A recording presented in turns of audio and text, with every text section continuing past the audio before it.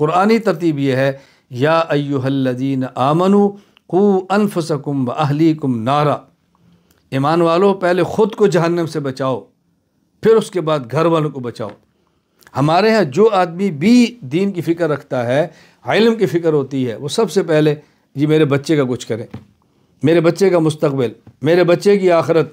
میں نے کہا بچہ مجھے سمجھ آ رہا ہے، مستقبل بھی ٹھیک ہونا چاہیے، اس کی آخرت بھی ٹھیک ہونی چاہیے، لیکن آپ کا کیا بنے گا؟ جب دنیا کی باری ہے تو آپ یہ کہتے ہیں بیٹا میں تمہارے لیے کما رہا ہوں، بیٹا میں تمہارے لیے بنا رہا ہوں، میرے بیٹا میرے مرنے کے بعد تمہیں آسانی ہو۔ اس کا مطلب آپ سمجھتے ہیں کہ عام روٹین یہی ہے کہ آپ نے پہلے مرنا ہے، بیٹے نے بعد میں۔ تو جب دین کی باری آتی ہے تو پھر بیٹا پہلے اور آپ بعد میں، یہ کیا ترتیب ہے؟ یہ کیا نظم ہے؟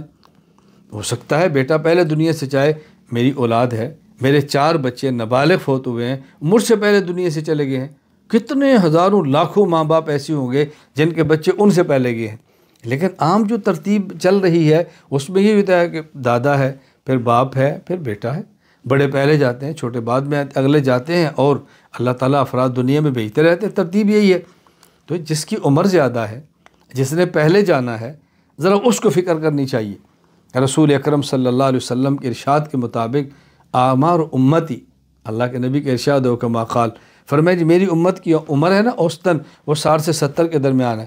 60 سال والے کو سوچنا چاہیے کہ میری عمر کے کتنے دن رہ گئے، میں خود قرآن کیوں نہیں ٹھیک کر رہا، مجھے اپنے بیٹے اور پوتے کی فکر ہونی چاہیے، خود کیوں ٹھیک نہیں کر رہا۔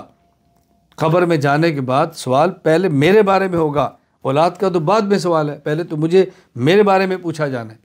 اس لیے پہلے اپنی فکر کریں، اپنا قرآن ٹھیک کریں، اپنے الفاظ ٹھیک کریں، اپنا علم صحیح کریں، عقائد ٹھیک کریں، دلائل کو سیکھیں اور اپنے آپ کو مضبوط بنانے کی کوشش کریں۔